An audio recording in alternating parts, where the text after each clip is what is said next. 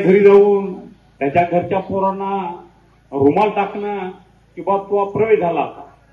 आज ते एक नवीनच बाबूरावजी मला बातमी सांगितली की माझ्या दुकानावर जातात आणि माझ्या डोक्यावर हात ठेवा म्हणून आपले कळमुरीचे आमदार माझ्या डोक्यावर हात ठेवा असं म्हणून आपल्या हातानं त्या माणसाचा हात डोक्यावर घ्याले आणि घाला शपथ माझी.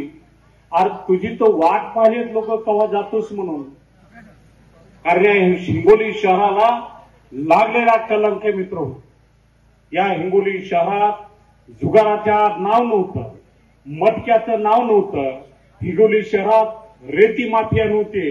तर हिंगोली शहरात या संतोष बागलना रेती माफिया, जुगाराचे अड्डे, मटक्याचे अड्डे सुरू करण्याचं काम केलेलं आहे.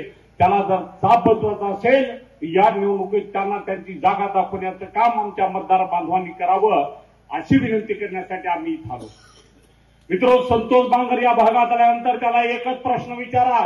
तू महादेवाचा भक्त आहेस, रोज 100 महादेवाच्या तू शब्दा घालतोस.